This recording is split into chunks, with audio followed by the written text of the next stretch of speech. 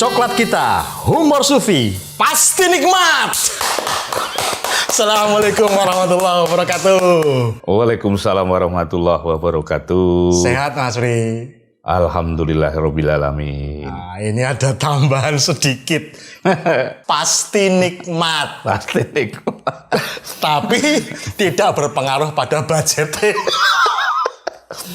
Tidak apa-apa, itu kan sebentuk kedermawanan. Oh iya. Jadi paling menarik itu ketika segala sesuatu bertumbuh menjadi lebih dermawan. Oke. Ya. Biasanya kalau sudah dermawan gitu harus ada kelebihan-kelebihan tertentu. Hidupnya sudah berlebih melimpah ruah. Kalau belum mau apa yang didermakan? Apa ada hidup yang kekurangan itu? Ya. Ya. Jadi kita tidak bijaksana kalau mengkikir-kikirkan diri. Hanya karena pertimbangan ini, pertimbangan itu, pertimbangan rating, pertimbangan honor misalnya. Karena kedermawanan itu opsinya luas. Berarti nggak perlu saya lanjutkan ini ya permohonan penambahan honor PGS ya? Nah, kalau kikir begitu. Ya, jadi mencela-mencel ya. Padahal hanya ketambahan satu kata pasti, tapi ternyata tidak membawa kepastian bagi honor kita. ya sudahlah, saya terima dulu kan, ya enggak apa-apa toh Mas? Iya, harus apapun kan. Sekarang ini apa ada soal-soal yang bisa kita tidak menerimanya itu?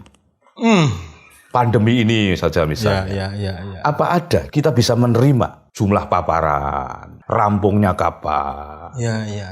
Ada jauh lebih banyak soal-soal yang tidak butuh pertimbangan kita. Untuk mereka tidak ngurus diterima atau tidak, disetujui atau tidak. Ternyata kita ini bukan siapa-siapa ya Mas ya dalam kehidupan yang demikian dahsyatnya ini ya.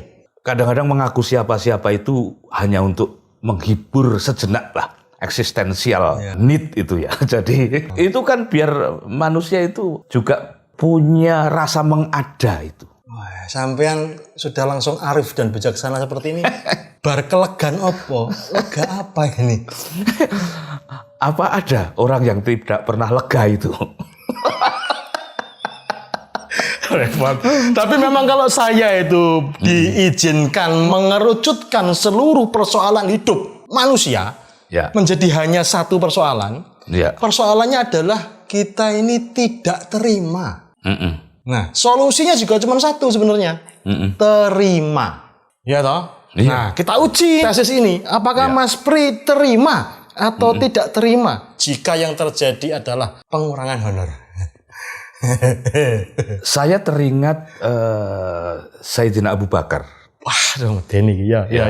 Ketika juga mengalami opsi pandemi begini ini. Oh ya? Ya, sebagai seorang sufi besar, sahabat Rasul pula, loh di sana ada wabah, kok dianggap tidak berani untuk masuk. Oh berarti beliau dianggap lari dari takdir Allah. Ya. Terus, loh iya aku lari dari takdir Allah, tapi untuk lari ke takdir Allah yang lain. Wah, jawabannya sempurna ini. Ya. Nah, soal honor pun begitu, itu opsi. Nah, opsi kok milih dikurangi, ya pasti enggak, goblok itu namanya. Tapi Mas, kita ini kan masih makomnya tuh berkutat soal honor. Ya. Ternyata ada juga tokoh-tokoh yang bahkan sama sekali sudah tidak memperhitungkan soal itu. Bahkan seringkali tombok dan merelakan aset-asetnya untuk memperjuangkan pemikirannya, pergerakannya atas nama kemanusiaan. Ini kira-kira kita sampai level itu kapan ya Mas? Loh, itu sebetulnya ada di dalam satu kata yang sampean sebut itu, perjuangan itu. Oke. Ya, di dalam konteks perjuangan itu logis, wajar, dan semestinya sebetulnya. Hanya perjuangan ini kan persoalan skala. Ya. Mungkin kita perjuangannya baru sebatas menafkahi anak istri. Ya. Oh, itu perjuangan juga ya? Oh, perjuangan itu berat. Itu saja berat. Rukun dengan istri itu kan jihad sudah. Gak usah curhat toh ya. Nah, tetapi pembagian peran itu kan harus bermacam-macam. Nanti kalau jihad kita hanya di itu, dan itu, lalu keragaman peran tidak terjadi. Nah, barangkali figur-figur yang sampean sebutkan sebagai berjuang dengan scale up itu sudah pemimpin-pemimpin umat. Ya. Bukan lagi pemimpin-pemimpin kru humor sufi. Merendahkan aku ya. Sampean belum tentu mampu loh ngurus bendera loh. Loh, aku saja kuatnya baru jadi anggota kan di humor sufi. Iya. Cuman memang pertanyaanku selalu teknis dan realistis, Mas. Ya. Dana pendukungnya dari mana pergerakan-pergerakan itu? Kok yo iso melaku dengan baik, tumbuh besar dan mempengaruhi kehidupan orang banyak itu loh. Nah, teknis itu kan masih menjadi persoalan manusia teknis seperti kita ini. Oke. Karena perjuangannya itu masih ada di skala yang sangat terikat kepada soal-soal teknikal. Nah, pada skala yang lain, perjuangan-perjuangan itu sudah masuk di dalam skala fundamental. Wah, itu sudah beyond teknik. Nah, itu nggak usah diurus. Itu jalan sendiri ya? Ya bukan jalan sendiri, tetapi ada orbit di sana toh. Oke, menarik ini, menarik. Aku jadi mencurigai jangan-jangan beliau-beliau yang memiliki fundamen kokoh itu, memiliki orbit itu, secara silsilah itu turun-temurun dari leluhurnya memang begitu ya Mas ya? Genealogi itu kan orbit ya. Jadi 1, 2, 3, 4 dan seterusnya itu kan satu patron perjalanan. Di luar itu keluar dari orbit. Oke. Jadi orbit itu dalam konteks ini menjadi sangat kaya raya di semesta ini, penuh orbit kan. Jadi orbit humor sufi ada ya. Oke. Di komentar-komentar yang mengorbit di humor sufi itu kan kadang-kadang yang prihatin malah mereka. Misalnya begini. Iya. Acara sebagus ini kok yang nge-like hanya sedikit misalnya. Iya. Itu orbit sebetulnya. Maka orbit itu bukan soal jumlah, itu soal esensi. Kualitas bukan kuantitas ya. Karena isinya orbit itu sudah definitif. Di luar definisi itu tidak masuk orbit kan begitu. Nah, ketika ragam tokoh yang kita undang itu luar biasa variannya, sampai nggak khawatir toh dadi pakar segala. Kaya cacah sosmed lho iki nggo terus kabeh-kabeh dikomentari seolah-olah pinter dhewe di antara yang lain. Lah karena orbitnya memang di situ. Ya kan? Orbit omong tok itu kan ada memang. Iya kan? Ya. Karena kebutuhannya memang hanya di situ. Dan memang hanya itu. Bakolan cangkem tok memang orbit kita ya. Bakulan cangkem saja sudah urip. Salah dhewe percaya sing salah sing percaya ya. Makanya apapun peran kita, kalau kita orbit bagiannya di situ, sebetulnya kita tidak harus berkonflik atas orbit orang lain. Oke. Sekarang ini persimpangan orbit kan banyak sekali mulai. Karena menyangka orbit orang lain itu lebih menguntungkan. Oke. Lebih banyak fans, ya. Lebih banyak hitung-hitungan ini itunya. Nah, godaan-godaan orbit ini akan mengacaukan atmosfer kesemestaan sebetulnya. Sampean cerdas banget ini, pantes lo tak undang dadi narasumber humor sufi. Sekali-sekali gimana ya? Aku mau jadi narasumber itu loh. Aku lelah loh menjadi partnermu begini nih loh. Tapi seringkali narasumber kita ini kan ya memang luas sekali, tapi ya telatai wilayahnya kenusantaraan toh Mas. Ya. Kalau diluaskan lagi Mas ke paparan Sunda, ke Lemurian, terus Atlantis. Ya. Itu ada tokoh yang sanggup untuk ngobrol soal itu ya? Banyak. Mungkin humor sufi ini dimandatkan untuk mengurus orbit-orbit semacam itu. Adiluhung berarti yang humor sufi ini? Ya gimana bisanya cuman itu kan? Kayamu. Kita itu mau remeh-temeh itu sulit sekali. Kita ini bisanya hanya adiluhung itu. Ya. Sebelum berlanjut ke makimu tak tes. Sampean tuh tahu apa tentang paparan Sunda lah, tentang Lemuria, tentang Atlantis, tahu apa sampean? Saya itu tahu tergantung apa yang ditanyakan. Jadi pertanyaan itulah standar pengetahuanku. Maka di Facebook itu aku sering membuka forum kau tanya aku jawab itu. Jawabannya ngawur kabeh. Oh ngawur. Ya. Tapi untuk berani ngawur dengan bahagia itu sudah mandat yang lain lagi. Ngono ya. Ada ngawur karena benar, Ya. ada benar karena ngawur. Tapi nggak mungkin kok ngawur itu benar. Loh, ketika ngawur orientasinya bukan salah dan benar, itulah kebahagiaan. Oh, Ya. beyond menurut saya. Iya. Beyond kebenaran itu kebahagiaan itu sendiri. Karena orang-orang yang bertanya kepadaku itu tidak butuh kebenaran. Iya. Mereka kalau butuh kebenaran, cari yang lain.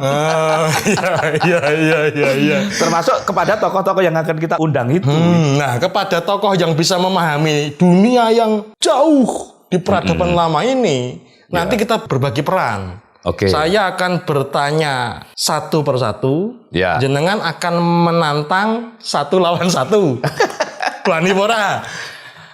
Ya, tantangan yang bersifat menumbuhkan itu tidak usah dibikin-bikin. Karena ia harus menjadi pilihan ideologi hidup. Soalnya beliau ini sosok yang komplit, Mas. Pesilat, Ya, pakar psikologi, ya, peneliti sejarah, ya. terapi penyembuhan yo ya, Mas.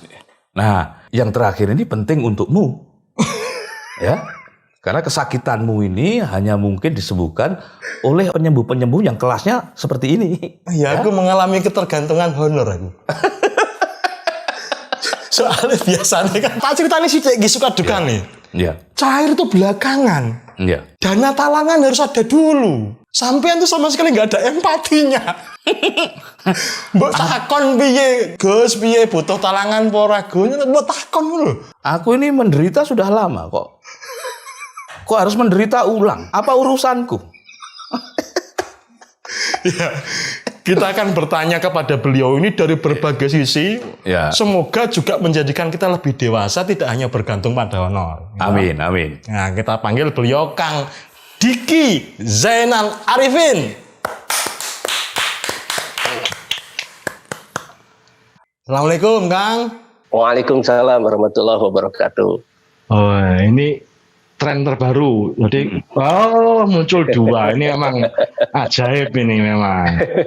Bukan tren terbaru, itu sumber yang sudah cukup dunia akhirat. Itu angle-nya dua begitu itu. Oh, Ya. ya. Kalau kita ini kan monotrack, orientasi-orientasi kita itu masih ada di level penghasilan. Oh iya, kalau beliau Star Trek ya. Star Trek. Iya.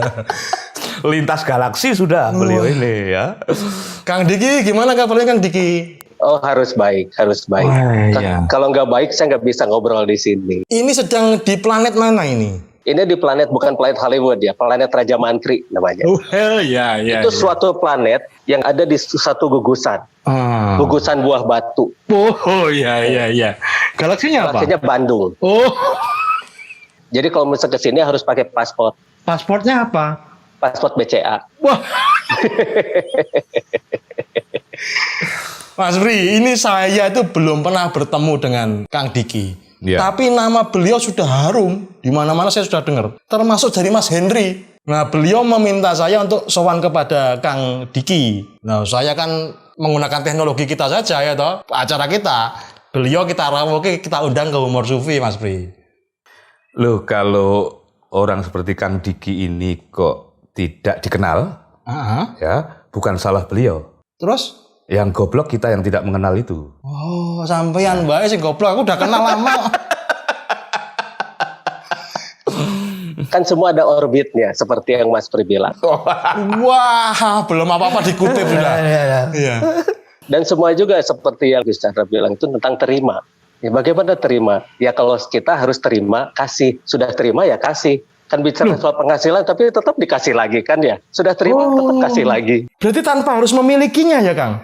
Iya kan send and receive. Semua juga send and receive. Sudah kita terima lalu kasih tetap aja. Kita nggak punya apa-apa. Begitu ya, Mas Pri.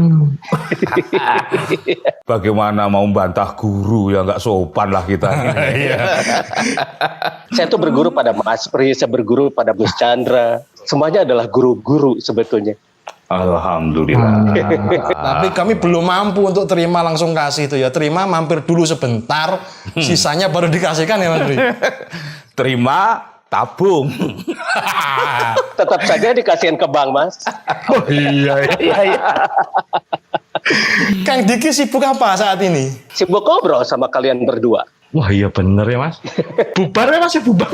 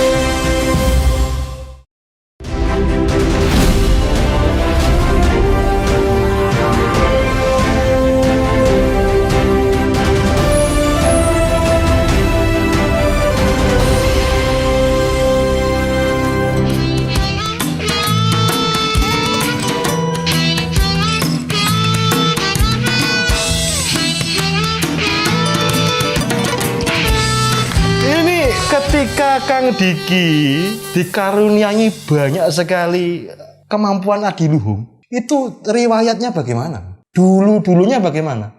Inilah kehidupan manusia normal, Mas.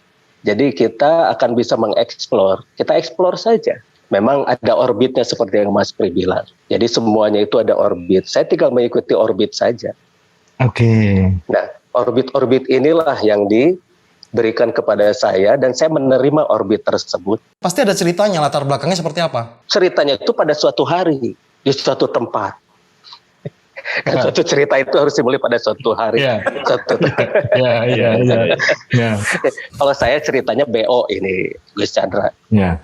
Jadi BO itu bawaan orok. Bawaan Sudah orok? dari sana, iya. Jadi sudah dari sananya. Mungkin saya sudah diberi orbit seperti itu dari Sang Maha Menjadikan. Saya ambil kata-kata dari Mas Pri karena memang betul manusia itu punya orbit. Temen betul, biasanya nggak betul Mas Pri itu. Oh gitu ya? Iya. Sebetulnya ngawurnya Mas Pri itu ngawurnya bener loh. Seperti orang ngawurkan pupuk. Itu kan ngawur bener. Syukur. Belum selesai Mas Pri. Mas Pri ngawurnya, saya benernya. Oh iya. Jadi benar-benar salah gitu ya. Lanjut yang tadi gimana? Dari orok. Ketika kemudian diketahui ada keistimewaan, apa yang pertama kali diketahui oleh keluarga? Atau oleh Kang Diki sendiri? Kan saya tidak tahu bahwa itu istimewa. Saya anggap itu adalah hal yang wajar karena saya menganggap semua manusia ya seperti saya. Ya contohnya begini, saya punya mata untuk melihat. Memang semua orang melihat, tapi mungkin sedikit orang yang memperhatikan, Mas. Jadi orang itu banyak yang seeing tapi without watching. Jadi dia melihat tapi tanpa memperhatikan. Yeah. Terus orang punya telinga, oke telinganya mendengar, tapi apakah telinganya itu mendengarkan, Mas? Oke, ya. Hearing tapi without listening begitu. Ya. Ada lagunya loh. Ya. Lama. Saya belum lahir itu. Ya. Oh gitu ya. Oh saya sudah, Mas.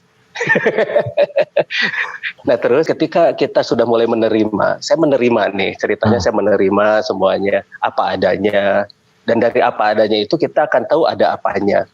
Nah ketika kita tahu dan ketika kita sudah bersaksi pada diri kita, jadi orang-orang tuh banyak sekarang yang bilang move on ya Mas, tapi move in-nya enggak gitu loh.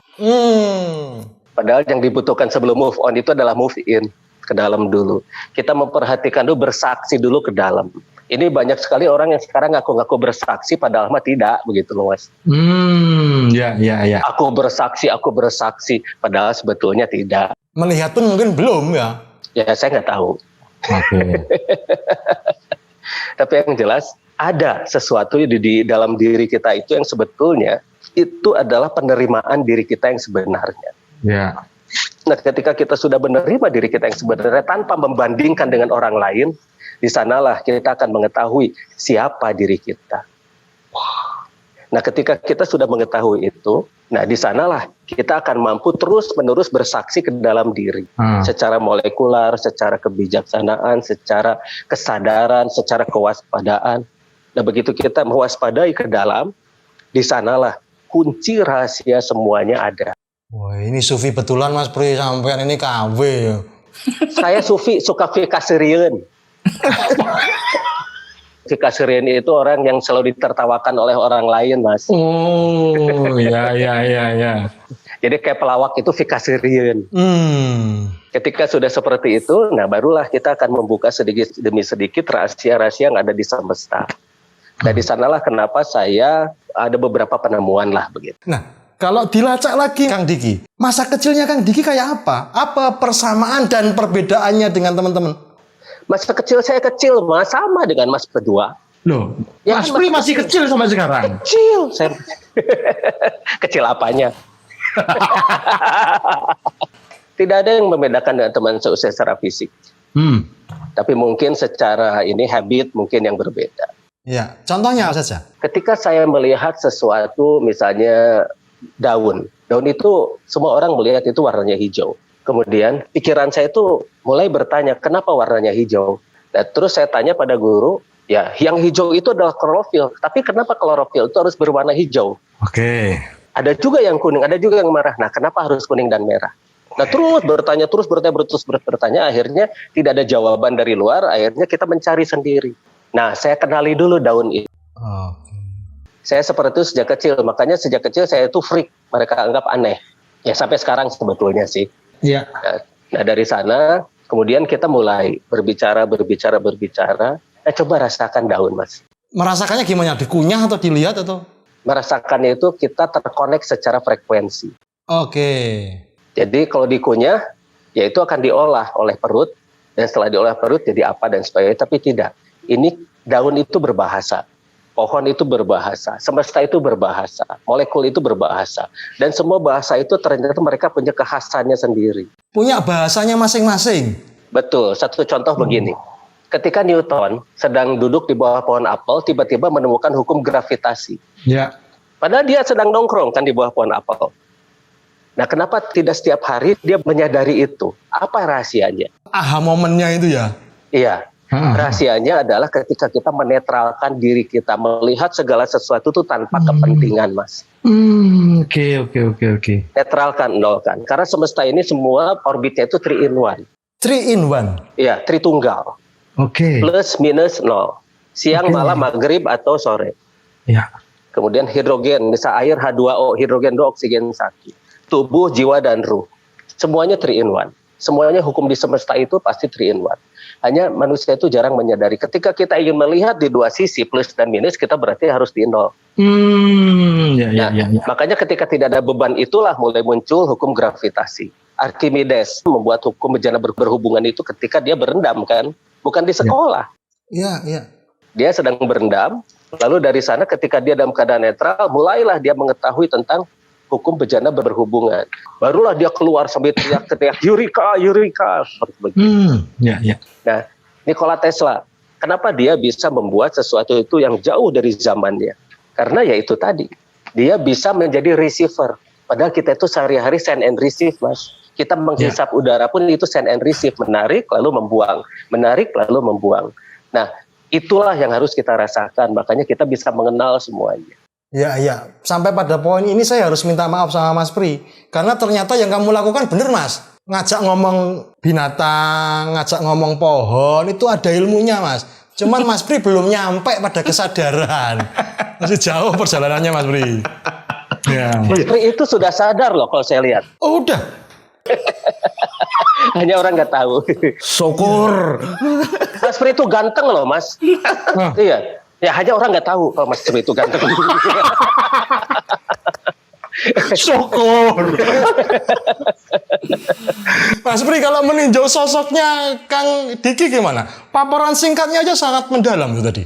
Ya karena Kang Diki memang dimandatkan ke jurusan itu.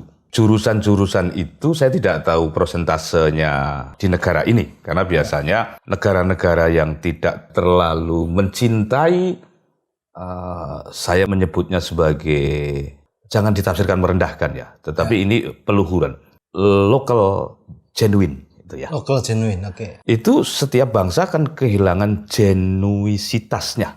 Ini berbahaya. Harus ada peradaban-peradaban besar agar keragaman itu sebetulnya ujungnya adalah konservasi kepada genuisitas. Ya. Kita butuh sosok seperti Kang Diki berarti ya. Loh, kita ini kan netral. Ya. Oh, iya. Coba yang tidak netral pasti bisa musuhin beliau. Betul. Ya, betul. Betul. Orang seperti beliau ini punya banyak fan, punya banyak musuh. Haters ya. Hater. Kita netral karena kita tidak cemburu, tidak iri dengan kecerdasan beliau. Kita sudah sadar kita nggak mampu. Kita sudah sadar kalau kita nggak punya yang diirikan. Iya. Tapi Kang Diki, saya juga mengalami fase memperhatikan daun. Cuman waktu itu saya pikir daun ini kan hijau saja cukup. Tapi kenapa Gusti Allah kok harus mengarsirnya? Ini Gusti Allah ini kurang kerjaan ini kayaknya. Itu kerjaan besar Gusti Allah malah. Justru.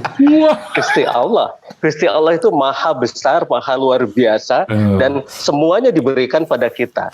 Dan beliau menjadikan semuanya itu adalah sebagai petunjuk, sebagai ilmu. Jadi arsiran itu penting di daun itu. Harus, karena semua orbit seperti yang Mas Pri bilang. Semua adalah orbit, semua adalah alur, karena kehidupan itu punya orbit dan punya alur. Seperti air punya alur, gravitasi punya alur, frekuensi punya alur, semuanya juga punya alur. Itulah orbit. Itu belajar sendiri semua atau ada gurunya, Kang? Saya nggak punya guru, maksudnya guru manusia nggak. Kalau butuh guru, bilang loh ke kami loh, nggak apa-apa loh. Oh iya. Saya juga sekarang sedang berguru pada Mas Pri dan Mas Chandra. Guru yang baik membiarkan muridnya belajar sendiri ya Mas Pri. Kan itu kan, Cul Barudak Sinarulin itu CBSA ya. CBSA. Nah itu saya sudah lahir tuh. Kalau bahasa Sundanya CBSA itu Cul Barudak Sinarulin.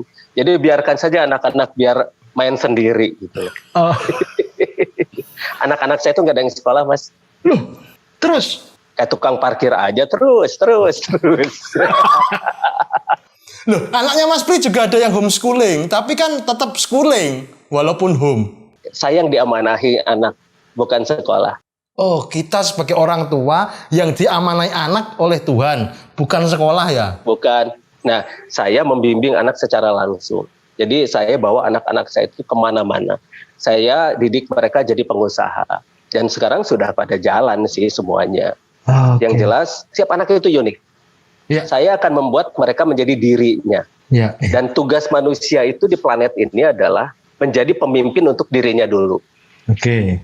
Setelah menjadi pemimpin, kita akan berkoordinasi dengan pemimpin-pemimpin lain. Jadi tidak ada jalur komando di sini. Tidak ada jalur komando, tidak ada yang lebih tinggi di antara kita. Tidak ada. Sejajar. Semua khalifah fil'at. Khalifah fil'at itu semua sejajar. Semua silih asas, silih asih, silih asuh.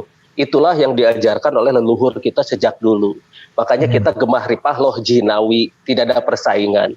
Karena tugas manusia di planet ini tuh bukan bersaing, tapi untuk bekerja sama. Jadi saya ajarkan anak-anak saya untuk bekerja sama dengan semuanya. Perbedaan itu adalah untuk menyatukan, bukan untuk bersaing. Seperti contohnya kita membangun suatu gedung. Di sana itu penuh dengan perbedaan. Ada batunya, ada batanya, ada semennya, ada pasirnya, ada kayunya, ada kacanya dan sebagainya. Dan semua perbedaan itu menjadi harmonis ketika disatukan. Kenapa manusia tidak belajar dari gedung? Wah. Kemudian musik. Musik itu ada bass, ada melodi, ada vokal, ada drum dan sebagainya. Semua itu berbeda.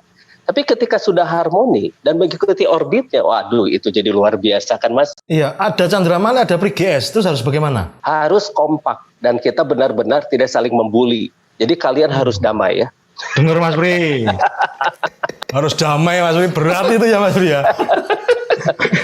Ya, tapi yang penting itu berdamailah dengan diri sendiri.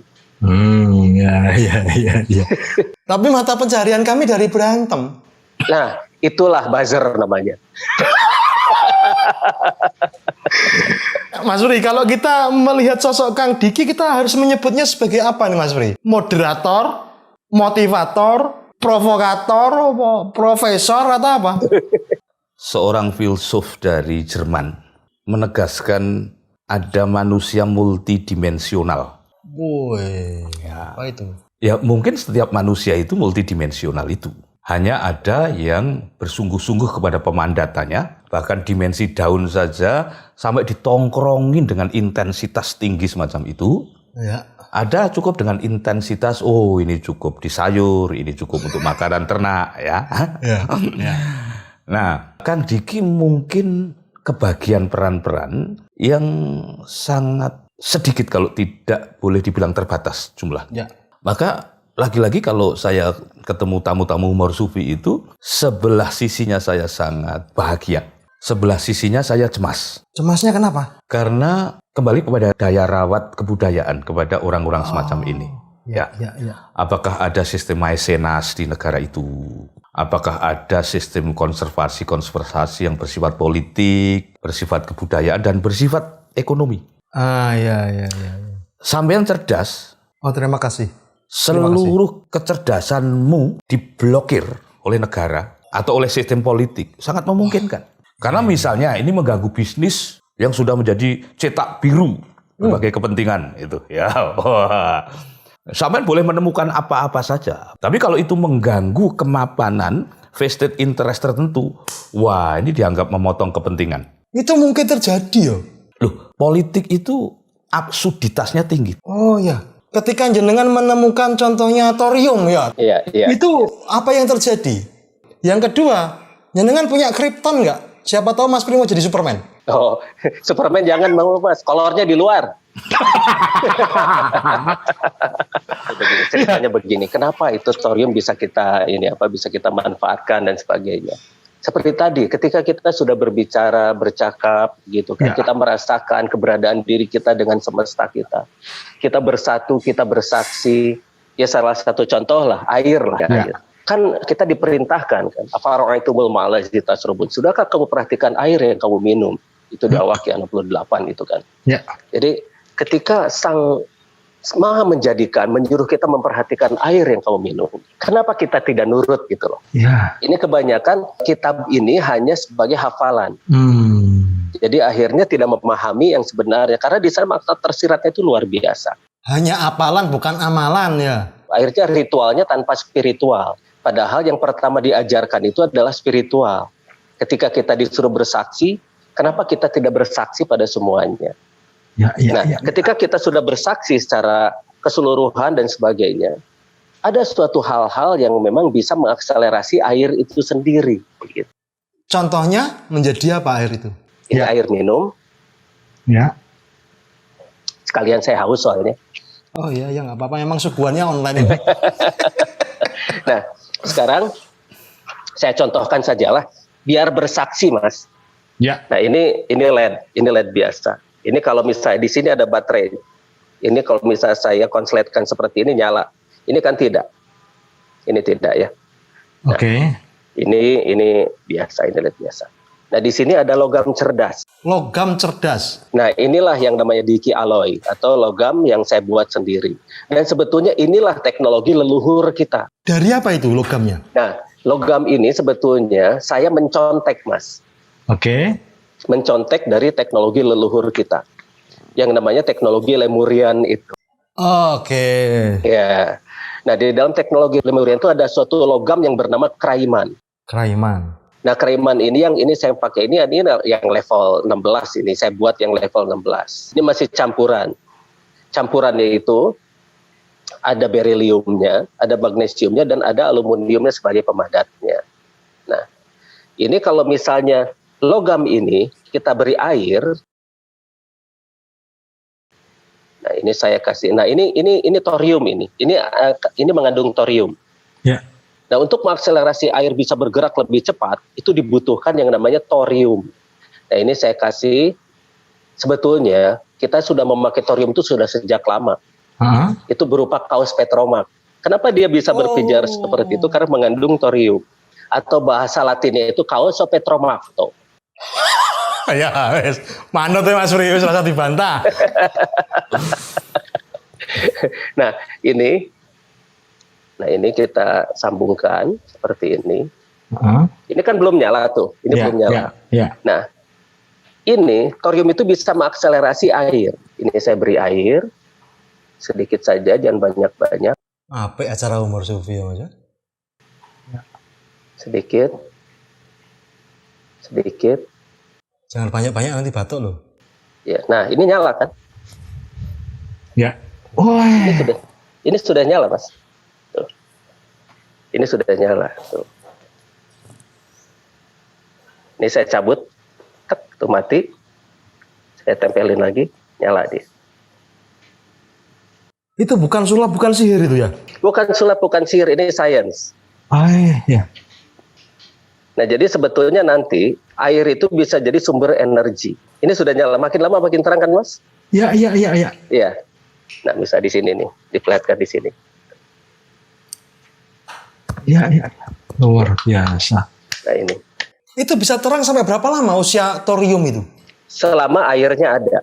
Bahkan kalau dibiarkan terus, ini bisa 27.878 tahun nyalanya. Wah.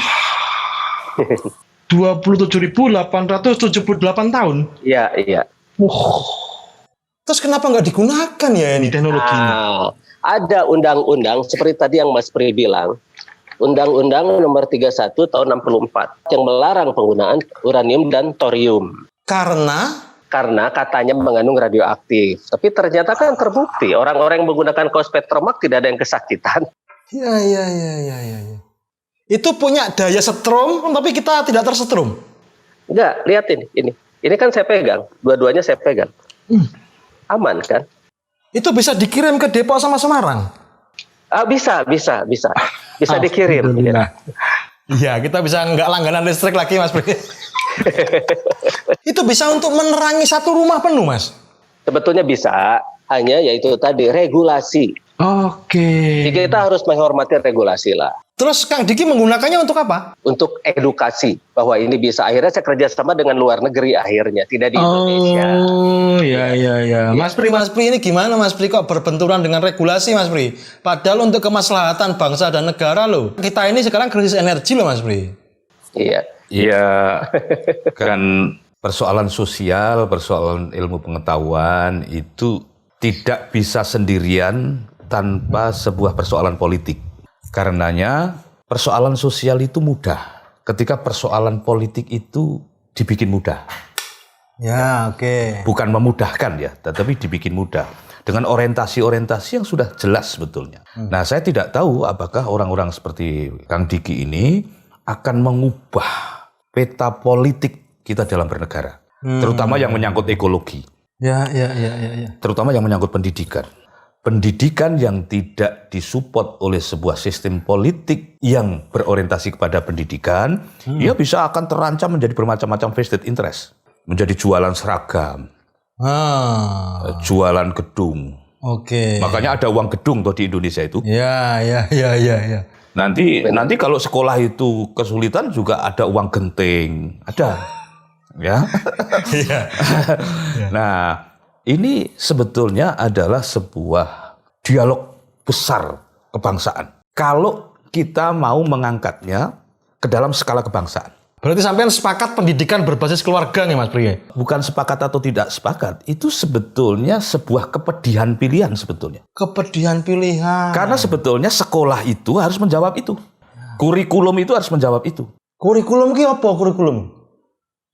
Ya, itu kalau di Semarang kan iya.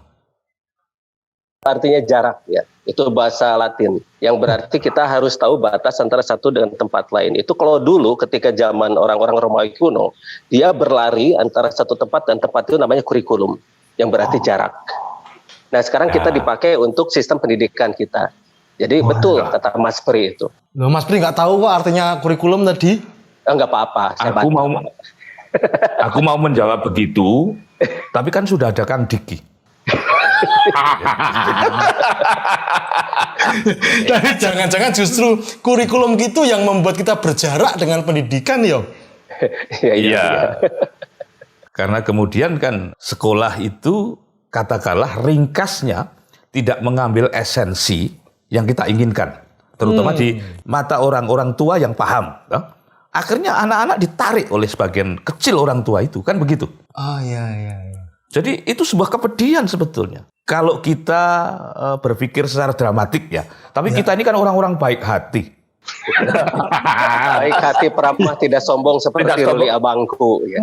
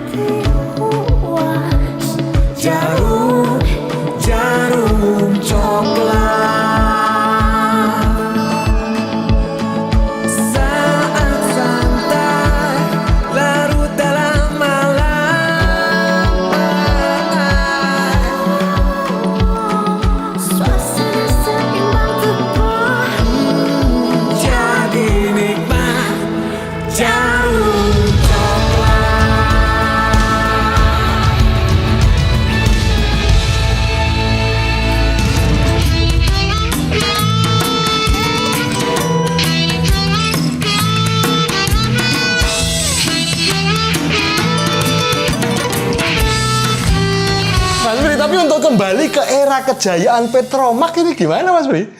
Ini aku apa Kang Diki, ini pernyataan yang sangat saintifik. Ya, Wah, Petromak. sampai nggak mungkin jawab soalnya yo.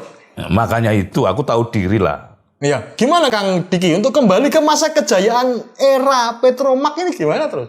Bagaimana kok kejayaan yang jauh lebih jaya daripada Petromak? Apa itu? Nah, kejayaan bangsa kita yang sebenarnya, yang sudah gemah rempah loh jinawi sejak dulu, yang orang-orang luar itu datang pada kita. Tolong diceritakan itu, yang soal itu. Nah begini, sejak dahulu kita itu sudah gemah ripah loh jinawi. Semuanya sudah lengkap, semua sudah silih asah, silih asuh, silih asih dan sebagainya. Semua sudah sejajar. Semua sudah tidak ada lagi jarak antara satu orang dengan yang lain. Tidak ada yang namanya hierarki. Karena semuanya bekerja sama. Ya. Dan semuanya itu mandiri. Ya. Sebentar, Kang Diki, saya sangat curious kepada sejak dulu itu kira-kira batasannya mulai kapan, Kang Diki? Mulai 80.000 tahun sebelum Masehi. Oke. Jadi begini, ketika saya meneliti Gunung Padang, ketika saya meneliti peradaban-peradaban yang ada di Nusantara ini, atau Nusantara, ya, Nusantara itu bahasa Lemuriannya. Oke. Nuzan itu artinya orang-orang kepulauan, Zentra itu orang-orang yang ascending atau meningkat. Ra itu adalah bersama Sang Maha Pencipta dan Maha Menjadikan dan semesta universe. Jadi orang-orang dulu mengenalnya itu dengan nama Nusantara, yang sekarang menjadi Nusantara. Ada yang mengatakan itu Nusa Antara, yang mengatakan itu Nuswantoro, yaitu silahkan deh. Tapi saya ambil dari sejarah Lemurianya. Jadi begini, ketika saya menemukan prasasti Lemuria yang ada di Garut, di Gunung Sadahurip, itu ada suatu bahasa yang mengatakan bahwa semuanya itu, manusia itu adalah gerbang dari Sang Maha Menjadikan dan Sang Maha Pencipta. Jadi kita itu adalah gerbangnya. Dan itulah sumber dari semua kebijaksanaan, kekuatan, ilmu pengetahuan, teknologi, dan semua yang dibutuhkan oleh planet ini. Di sanalah manusia sebagai khalifah fil ard yang sebenarnya. Itu bahasa aslinya gimana di prasasti itu, Kang? Anjana Gavida Hyangga, Avatara Maninggarungga, Sadubala Arya Dumida, Zakala Mandigwara Zena. Itu bahasa mana? Bahasa Lemuria. Bukan Sunda? Bukan. Itu prasasti yang saya dapat, saya gali sendiri di sana. Kemudian menerjemahkannya gimana, Kang? Yang menerjemahkannya, ya gimana Kang Mas? Diki, sebentar Gus Pupung ini nanti terselip. Kang Diki membaca prasasti itu lewat huruf apa? Lewat huruf Lemuria. Adakah contoh-contoh huruf Lemurian itu, Kang Diki? Ada, huruf Lemuria ada. Membacanya begini, Mas. Ketika manusia itu sudah bekerja sama dengan universe atau semesta lah yang akan memberi petunjuk pada kita. Bagaimana cara membaca, bagaimana cara kita membuat karya nyata dari bacaan itu. Ya, Jadi selama ini banyak orang membaca, tapi orang itu hanya membaca hurufnya, tidak membaca maknanya. Sehingga orang itu tidak menjadikannya apa-apa. Akhirnya hanya hafalan saja. Akhirnya hanya itu sekedar tulisan-tulisan yang hanya indah dipandang.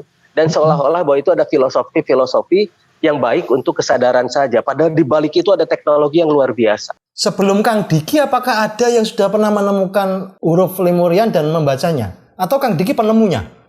Ya, sayalah penemunya. Oke. Kalau penemu gitu kan, saya penemu. Makanya sampai sekarang saya bisa bikin teknologi-teknologi yang terus berkembang. Oke. Semestalah guru yang paling bisa dipercaya. Riwayat penemuannya bagaimana sampai kepada prasasti itu?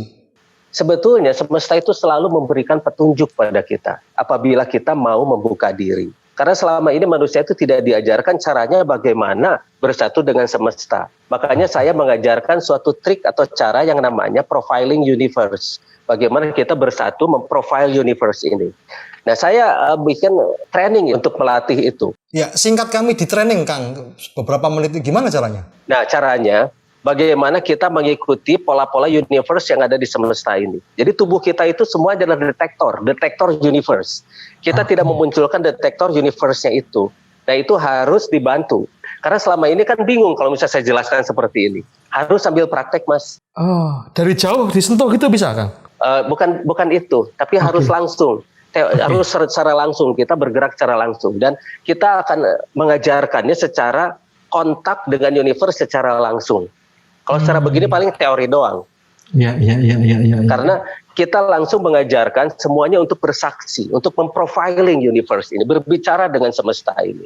Karena semua petunjuk-petunjuk yang benar-benar objektif dan menjadi karya nyata dan benar-benar kuat untuk merubah segala sesuatu yang ada di semesta ini adalah semesta itu sendiri.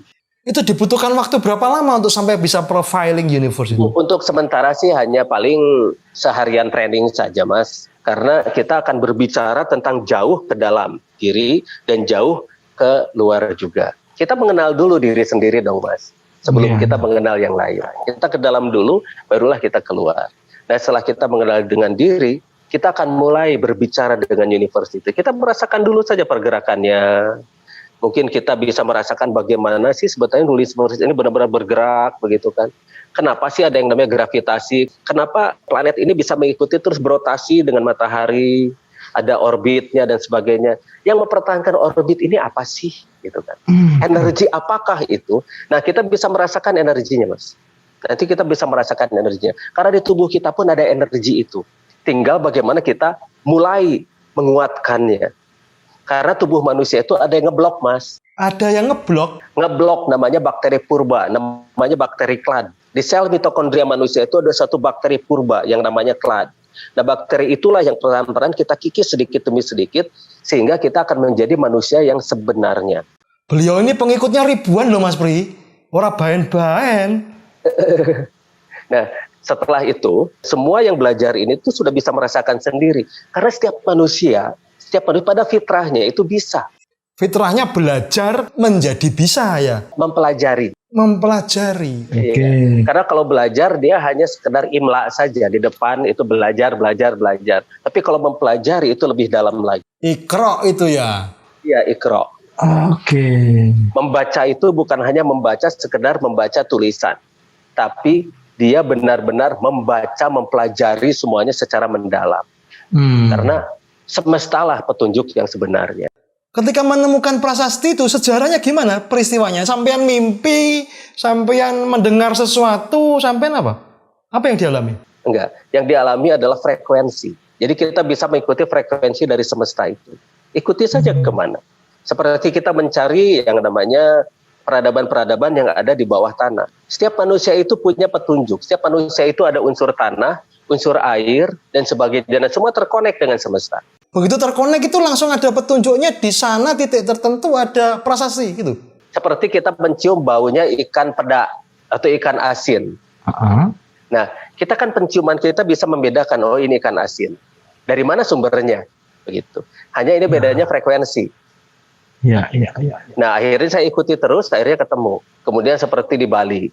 Di Bali kita bisa menemukan banyak tempat-tempat yang memang energinya sangat kuat. Kemudian di Jawa Barat juga. Ke Mesir juga saya sampai ke sana. Kemudian ke Jepang, ada suatu temple dan sebagainya. Kita menemukan sumber energinya di mana dan sebagainya. Jadi saya memang keliling dunia. Karena tugasnya ya untuk kemana-mana itu. Karena sekarang sedang ada COVID dan masih banyak itu sebetulnya. Nah untuk COVID ini saya juga sudah ada itunya untuk mengantisipasinya. Setahun yang lalu saya sudah buat karena ini sudah terbaca sebelumnya, Mas. Ada petunjuknya? Ada petunjuknya. Sebelum terjadi? Sebelum terjadi. Wow. Jadi, saya bikin akhirnya itu obatnya. Tapi begitu saya upload di YouTube, langsung YouTube hapus itu dalam waktu 1 minggu. Nah, seperti yang tadi Mas Pri bilang, ketika yang namanya orang-orang menemukan hal-hal semacam begini, ada beberapa kebijakan dari perusahaan-perusahaan atau kartel-kartel yang besar, dan ini adalah ancaman. Ketika ini sudah menjadi ancaman, ini akan mereka blok dalam bentuk regulasi-regulasi. Ya contohnya, ketika energi sudah dari air seperti ini, itu kan jadi sangat murah. Orang tidak bisa lagi menekan orang lain dengan menggunakan yang namanya jualan energi.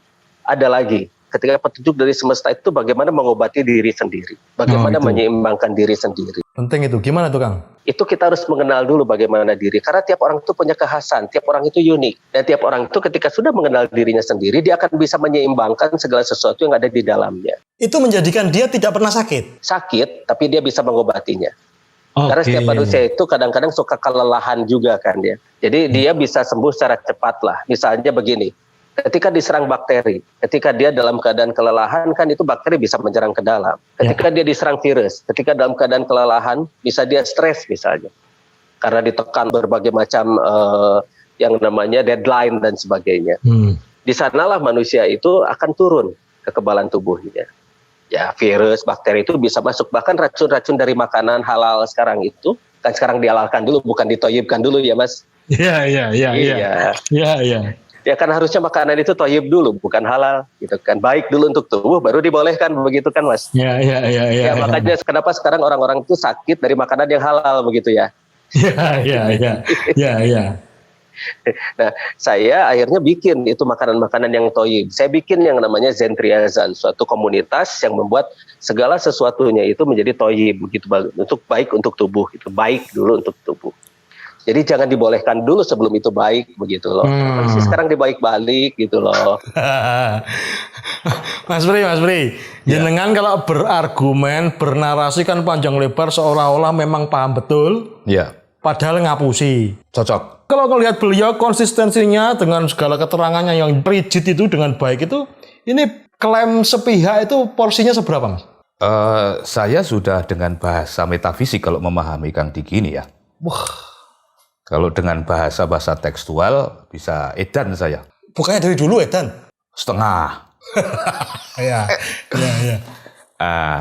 Mumpung kita ketemu Kang Diki, tolong bangsa ini terutama kalau tidak bangsa ini juga kami ini dulu. Tolong Gus Chandra ini diberi ruang yang ingin saya konfirmasi pada Kang Diki itu soal klat itu. Iya. Klat ini pemberatnya ke kejiwaan, fisik, atau keduanya Kang Diki? Dua-duanya. Dua-duanya. Dua-duanya. Kalau keduanya, prosedur seperti apa yang harus kami tempuh dan bisa Kang Diki ajarkan setidaknya juga untuk kami ini? Begini, saya jelaskan dulu tentang bakteri klatnya ini. Ya. Sebetulnya di tiap tubuh manusia itu ada suatu bakteri yang menjadi bawaan. Di mana bakteri itu di dalam sel mitokondria, di dalamnya itu yang paling dalam. Nah, itu ada suatu bakteri menghambat si energi manusia. Ini ada penelitian tahun 87, Ken and Wilson. Jadi di 1 cm kubik sel mitokondria manusia itu tanpa yang namanya bakteri klat ini, itu bisa menghasilkan listrik 200.000 volt. Jadi bayangkan, Mas Chandra, Mas Pri, dengan dicolokkan yang namanya set itu ke sini, yang namanya steker ke dalam ya? itu bisa menghidupkan satu kota. Yeah. Itu caranya. Kita harus mulai mengikis klat ini. Caranya itu adalah dengan mengatur yang namanya asupan oksigen ke dalam tubuh kita, mengatur, dan itu dibutuhkan yang namanya latihan. Meditasi, Kang? Bukan hanya itu saja, kita butuh hal-hal yang lain.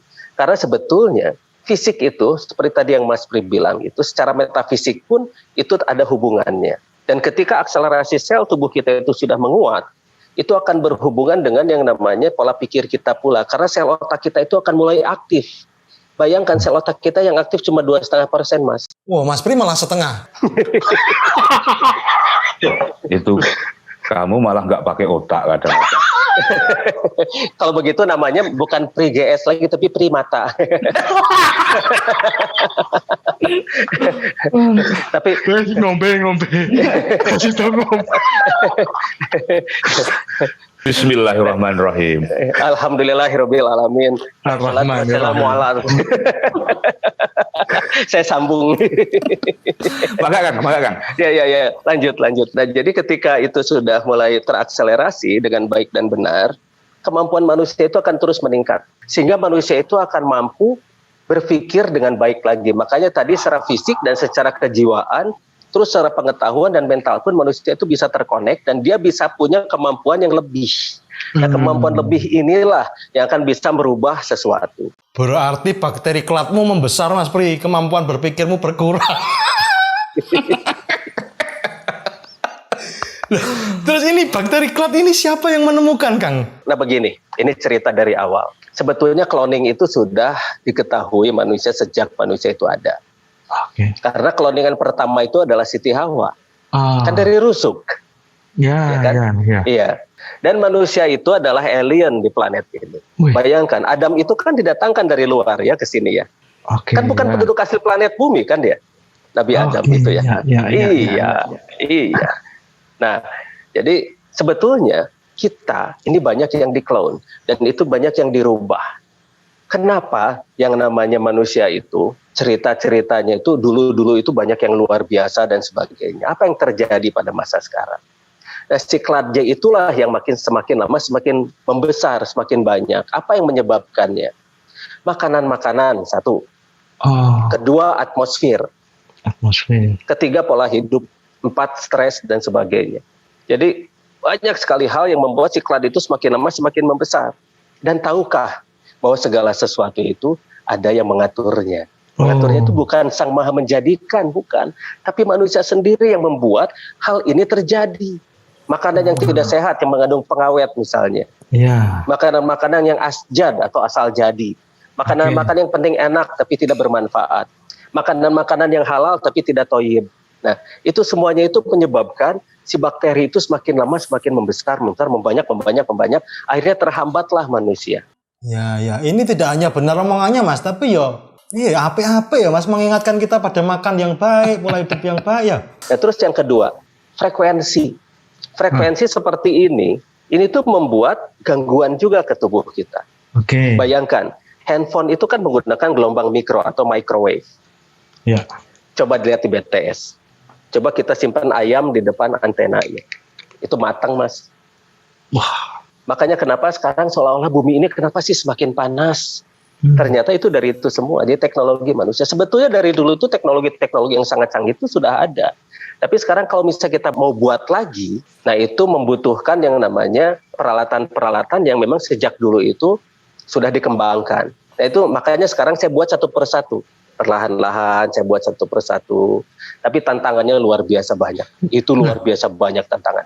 Itu yang terjadi apa? Sehingga kita mengalami kemunduran peradaban. Lihat, seolah-olah teknologi itu maju. Padahal sebetulnya tidak. Dulu mungkin Mas Pri atau Mas Chandra itu dengar bahwa manusia itu bisa melakukan ngobrol dari jarak jauh secara pikiran gitu atau telepati. Telepati. Ya. Padahal sebetulnya itu ada semacam nanoteknologi yang diimplankan di otak kita, Mas.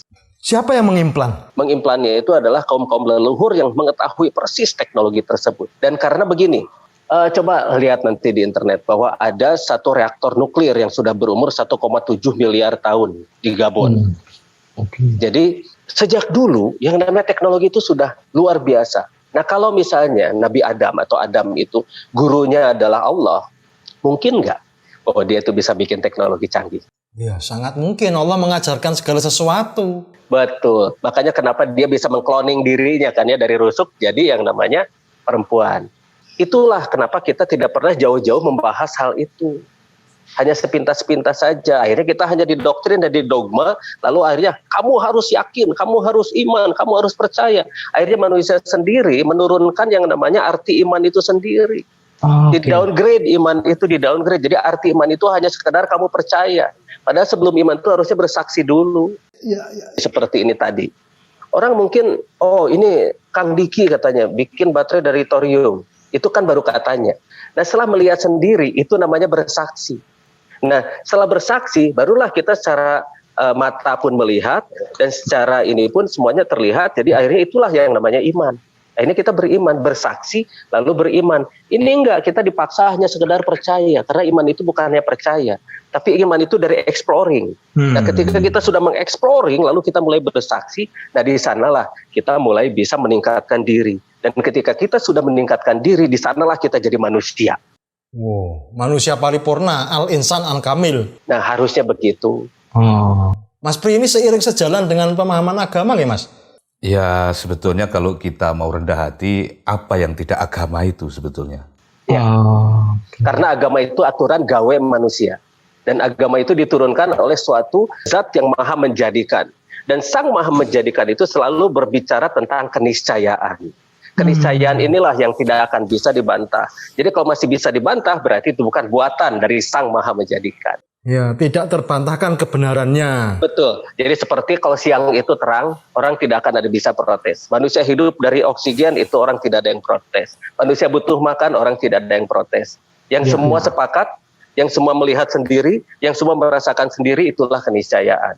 Dan kalau misalnya suatu agama atau aturan gawe manusia yang tidak sesuai dengan keniscayaan, mohon maaf, sepertinya itu bukan dari Sang Maha Menjadikan deh. Oh iya. Nah, tapi ketika panjenengan menghasilkan temuan-temuan baru, temuan berikutnya, pasti akan berhadapan-hadapan dengan dunia intelektualitas, dunia akademisi, dunia yang sangat ketat rumusan-rumusannya, sehingga harus memenuhi kaidah mereka, yang jika tidak memenuhinya maka dianggap bukan penemuan ilmu pengetahuan. Ya, apakah itu penting? Itu tidak penting, Mas. Oh. Jadi begini, orang boleh berbicara bahwa aku ini adalah sains, aku ini adalah ilmiah dan sebagainya. Tapi masalahnya, kalau yang dihasilkannya hanya sekedar makalah, itu akan menimbulkan masalah. Orang boleh mengatakan saya pseudoscience, itu tidak sesuai dengan ilmiah, tapi saya punya karya nyata, Mas. Iya. Mas Pri itu makalah nggak punya masalah saja yang banyak.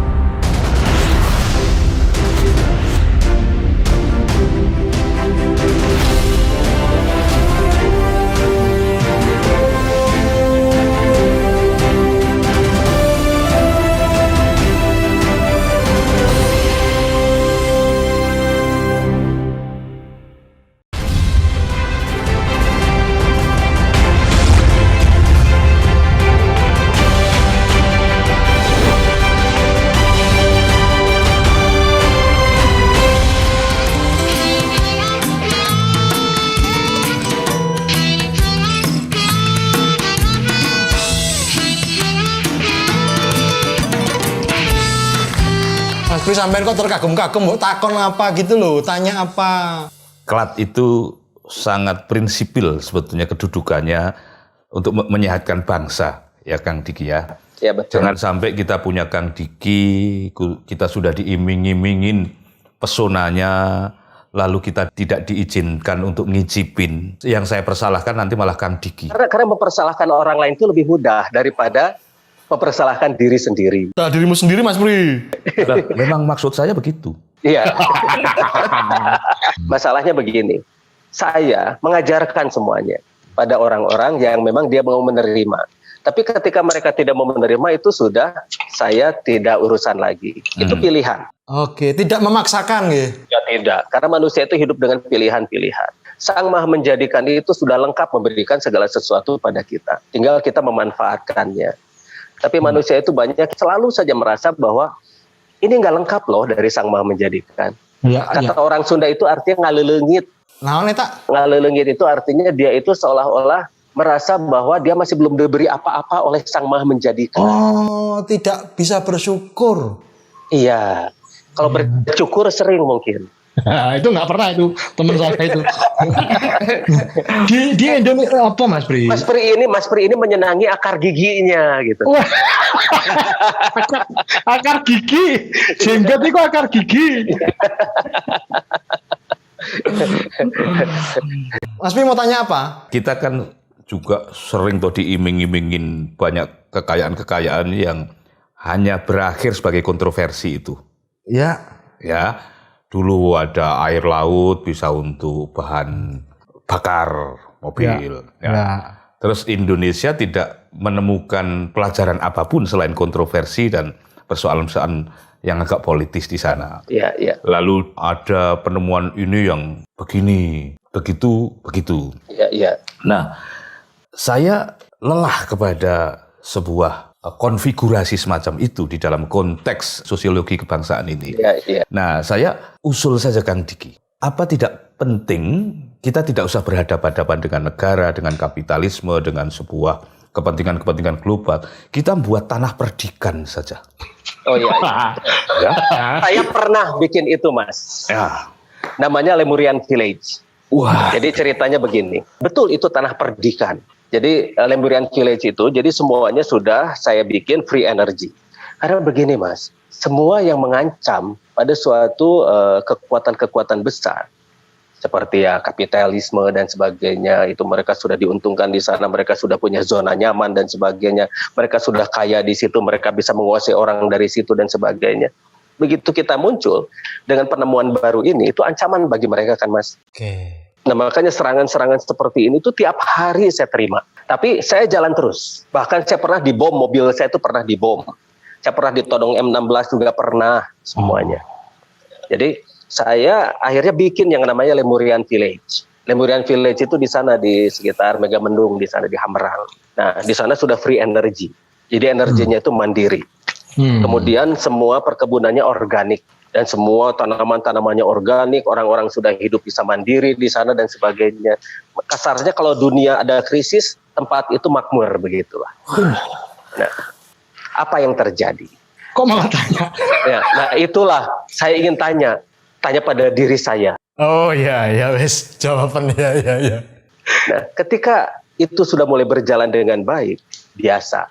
Ada saja orang-orang yang tidak suka itu terjadi. Nah, desa sebelah mulai iri, dengki, sirik, pidik, jahil, kaniaya. Nah, di sana mulai diisukan bahwa itu adalah proyek Cina. Akhirnya desa sebelah nyerang ke sana waktu saya nggak ada. Akhirnya semua alat-alat saya dijarah semua, tempat itu dihancurkan, dan mereka pulang merasa sebagai pahlawan gitu loh. Bisa seperti itu ya. Nah, makanya sekarang saya membuatnya seperti ini. Saya membuat community namanya Zentriazan. Di sana kita sudah bergulir yang namanya 146 produk dan itu semua buatan sendiri. Semua produk-produk itu kita mulai berputar di sana di dalam suatu kelompok dulu, di dalam komunitas dulu. Kita tidak keluarkan itu, tapi di dalam komunitas ini sudah saling memakmurkan dan semua produk-produknya itu adalah produk-produk yang baik untuk tubuh. Mulai dari sandang, pangan, papan, energi. Ini kaos pun dari serat bambu. Serat bambu? Iya. Kaosnya dari serat bambu dan sebagainya. Kita punya sendiri akhirnya sekarang. Kita mulai terus meningkat. Orang-orang itu meningkat dan semakin lama semakin banyak. Ya. Jadi kita sekarang punya suatu yang bisa membuat kita bertahan dari krisis seperti apapun. Nah, makanya ini yang saya mau bagikan secara perlahan-lahan. Ya, Karena kekuatan itu harus dari yang paling dasar. Ketika kita membangun adalah dari dasar. Kita akan membentuk fondasi-fondasi kuat di kerakyatan itu. Ya. Umat dulu yang penting. Umat sudah kuat, umat punya daya tawar. Karena selama ini umat tidak punya daya tawar, tidak punya daya bargaining. Ini kan negara demokrasi, demokrasi ini kekuasaan berada di tangan rakyat. Harusnya rakyatlah yang punya bargaining, rakyatlah yang berkuasa. Tapi kenapa sekarang seolah-olah rakyat ini menjadi korban, menjadi objek-objek penderita? Nah, inilah yang harus kita kuat di sana. Kita bergerak terus. Akhirnya kita bisa membuat hal yang benar-benar bermanfaat bagi bukan hanya manusia, tapi semesta. Karena kita harus bersikap adil pula pada semesta. Kita memelihara semesta, berarti kita memelihara diri kita. Ya. Jadi semua yang namanya lemurian teknologi, secara perlahan-lahan saya munculkan di sini. Teknologi dari kaum leluhur kita. Tanah Perdikan sudah pernah dicoba, Mas Pri. Gagal. Komunitas pun mungkin masih rentan terhadap sikap-sikap tidak suka. Terus langkah apa lagi, Mas Pri? Mohon izin Kang Diki. Ini antara Anyer dan Jakarta. Ya, antara murid dan guru yang barangkali sebagai teman dialog ini akan meragamkan sudut pandang kita. Ada, ya kita ngerti siapa yang kita hadapi. Kita ngerti kekuatan mereka. Ini kalau iman bukan dasarnya berat. Kalau hanya kalkulasi ini dan itu, ya itu stamina kita akan berakhir sangat singkat. Nah, saya ditentramkan oleh sebuah teks Al-Quran. Kalau sudah begini nih Gus. Teks apa? Pembuat rencana-rencana besar dan jahat itu hanya akan kalah oleh dirinya sendiri. Ah, ya. Oleh tipu dayanya sendiri. Ya. Persoalannya kapan? Barang siapa yang makar kepada Allah, pada akhirnya dia akan memakari dirinya sendiri. Persis. Ini hiburan terdekatku baru itu. Saya tidak bisa membayangkan bagaimana seorang Diki Zainal, ya, kepalanya ditodong F-16 itu. F-16 itu pesawat, Mas. M16. Biarin aja, enggak apa-apa deh. Ya. Itu. Mau jelek-jelek itu saya rawat itu. Ya kan cuman beda huruf. Ya. Tetapi itu kan sebuah kontradiktori yang dramatik gitu ya. Hanya kepala saja. Kepala itu pistol saja cukup sebetulnya hanya untuk menakut-nakuti itu. Iya. Seberapa banyak kita punya stamina bahkan untuk Kok ngeheng? Lah, ngeheng ini. Sabotase, lemurian Oh, iya. sabotase. seberapa banyak kita punya stamina Baleni, heng. Oke. Heng. Seberapa tahan kita kepada tekanan-tekanan bahkan rasa takut itu sendiri. Karena sebuah modal yang begini besar, keberanian kita diganggu saja, lenyap kecerdasan ini. Ya. Terus Kang Diki ini manajemen ketakutannya seperti apa? Karena ini penting untuk membuat indikator-indikator soal waktu itu. Ya, kalau kita digertak langsung mandek ya Mas ya. Oke, begini Mas. Takut itu kan permainan pikiran Mas. Takut itu manusia yang membuat ketakutan itu sendiri. Jadi sebetulnya takut itu adalah permainan pikiran ketika kita membayangkan sesuatu hal yang belum terjadi. Ketakutan manusia sebatas apa sih paling jauh? Mati Mas. Dan sekarang dibuat ketakutan-ketakutan baru. Setelah mati itu bagaimana dan seterusnya kan ya. Akhirnya komoditas manusia menguasai manusia yang lain adalah komoditas ketakutan itu. Dan sekarang pun film-film horor laku Mas. Ya. Ternyata ketakutan itu bisa dijual. Nah, untuk memanage itu semua, kita hidup hari ini dan detik ini. Oh, oke. Itu yang nyata pasti bagi kita ya. Iya, oke, saya ditodong. Kita hadapi. Oke, mobil saya dibom. Ya itulah resikonya. Orbit inilah yang terus kita mengikuti. Saya mengambil kata-kata Mas Pri tentang orbit. Kata-kata luar biasa itu. Tuh sakit sekali keluar tuh. Iya. Mas Pri itu sebetulnya orang bijaksana. Sebetulnya. Hanya orang-orang tidak tahu. Kang Diki. Temuan-temuan ini kan terus terjadi di negeri kita. Bahkan Dulu waktu sekolah dasar kita sudah menerima pengetahuan bahwa manusia pertama itu memang dari Indonesia, Pithecanthropus erectus. Apa? nah lupa. Ngapal kene suwe. Erectus. Erectus ya. Erectus ya. Ayo. Salah sudah dia masalah ke Mas Pri. Oh harus karena beda. Erectus itu lain. itu hati-hati ya. Erectus. Iya. Itu beda lagi dengan ereksi loh itu Gus. Apa itu? Aku nggak paham. Aku belum cukup umur itu. Ereksi itu tahu Mas? Itu sejenis buah kurma yang tumbuh di pohon toge. Jadi begini, Homo erectus itu begini, cerita tentang Homo erectus itu masih kontroversi sampai sekarang. Pertanyaannya kenapa Homo erectus itu saya ditemukan satu atau dua di satu tempat. Tidak ada kuburan massal yang namanya Homo erectus. Seperti Pithecanthropus, Paleojavanicus dan sebagainya itu yang ditemukan di Jawa. Beda dengan Ursus miligensis atau yang namanya ketera. Nah, beda lagi dengan yang namanya ras-ras yang lain yang namanya homo-homo itu. Ya. Nah, jadi sebetulnya manusia itu luar biasa di sini. Kenapa? Manusia seperti kita dengan yang namanya Homo erectus itu seolah-olah ada missing link. Sampai sekarang penyambungnya kan belum ditemukan ya. Iya. Coba tanya ke mereka, kenapa ini masih di sini? Kenapa ini begini? Bagaimana kalau sebetulnya Homo erectus itu bukan dari sini? Tapi dari luar. gitu ya. Karena manusia sendiri kan bukan penduduk asli planet bumi, Mas. Kan didatangkan ke sini ya. Iya. Manusia sendiri adalah alien. Kita ini Homo sapien. Itu didatangkan juga kan. Homo sapien itu apa ya, Kang? Iya, yang suka makan sapi. Homo sapien itu kita. Kita ini yang Homo sapien, ada Homo erectus dan Homo sapien. Nah, Homo sapien itu yang seperti Pithecanthropus erectus dan sebagainya. Ada Homo sapien seperti kita yang sudah berubah menjadi seperti ini lah. Kita ini ganteng-ganteng dan sebagainya. Kecuali Mas Pri. Nah, itu kecuali katanya Mas Pri. Balikin lagi dong, balas dong. Kalau dibully balas dong Mas Pri. Jangan diam aja pasrah. Bukan pasrah Kang. Saya ini kan sudah sampean sebut sebagai orang bijaksana. Jadi ya. Oh iya. Yang sebelahnya masih bijak sini ya Mas. Iya. Manajemen tadi ketakutan itu sendiri begini. Ketakutan itu permainan pikiran. Jangan biarkan pikiran kita merekayasa hal-hal yang belum terjadi. Seperti orang takut ketinggian. Tidak ada sebetulnya orang yang takut ketinggian, Mas. Tidak ada. Yang ada orang yang takut ketika jatuh dari ketinggian itu, itu mendarat dari ketinggiannya. Orang membayangkan ketika jatuhnya, jadi dia gamang, gitu kan.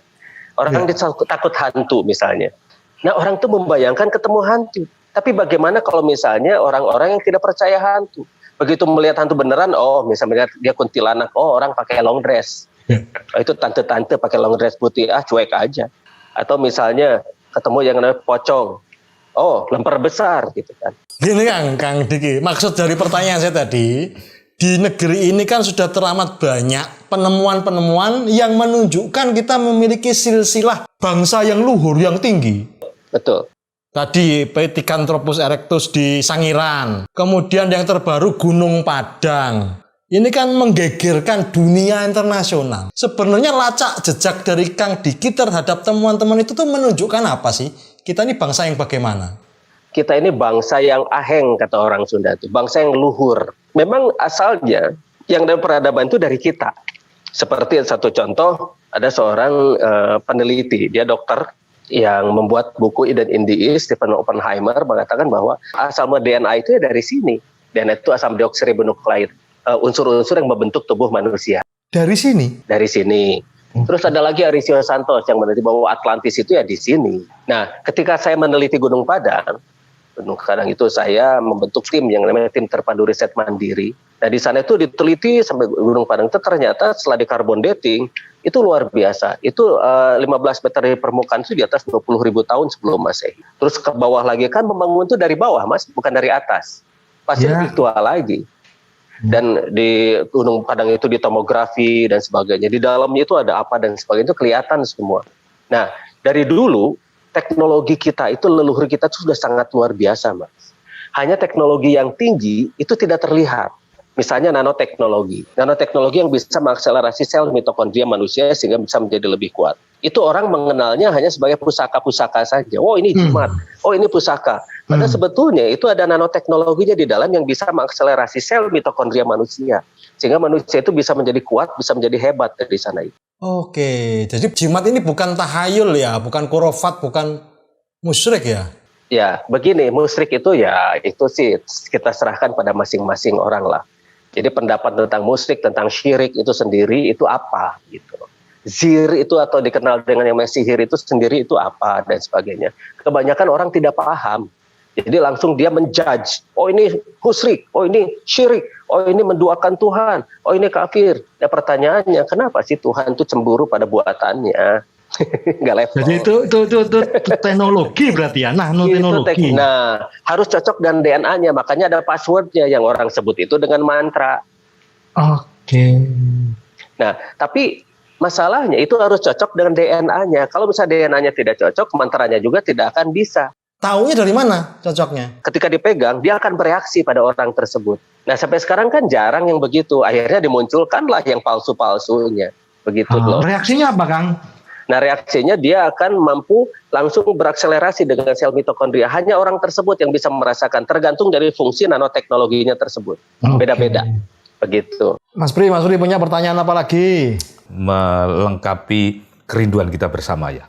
Kehadiran Kang Diki ini melengkapi kerinduan kita tidak hanya kepada masa depan, tapi juga kepada masa lalu. Ya, betul. Tepat. Ya. Yang itu harus berbuah pada kecerdasan masa kini. Ya, bijaksana, benar. Ya, betul. Wah, ini kalau kita salah mikir gitu ya. Itu ya. Aduh, biar suaranya, Mas. Baru bijaksana sebentar sudah langsung hang. Kang Diki itu bisa kita tafsirkan sebagai abs. Apa? Aduh, tadi keputus, Mas. Suaranya keputus, Mas. Halo. Saya ulangi. Itu baru bijaksana sebentar itu udah nggak sanggup.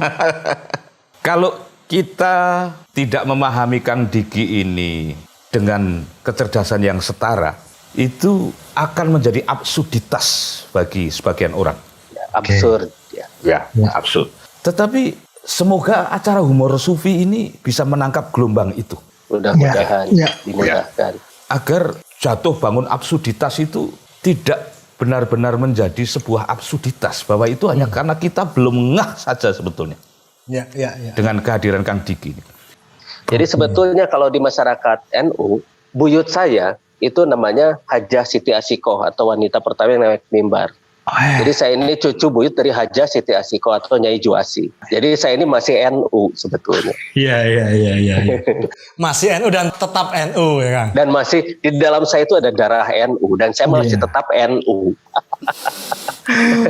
Satu pertanyaan terakhir Kang Diki. Iya, boleh. Di antara sekian banyak pengetahuan yang semuanya hafal di luar kepala, itu Kang Diki apa yang tidak tahu dan tergopoh-gopoh untuk menghafalkannya?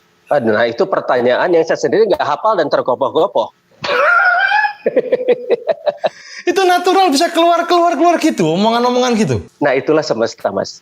Bersatulah dengan semesta. Itu dibutuhkan waktu berapa lama coba Mas Pri bayangkan untuk membaca semua buku kalau memang harus membacanya? Jangan buku yang dibaca, Mas. Semestalah yang dibaca. Karena buku adalah pendapat yang ditulis.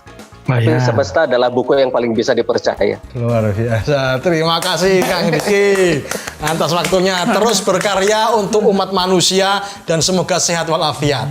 Amin. Coklat kita, humor sufi, pasti nikmat. Assalamualaikum warahmatullahi wabarakatuh. Waalaikumsalam warahmatullahi wabarakatuh. Sampurasun, sampurasun.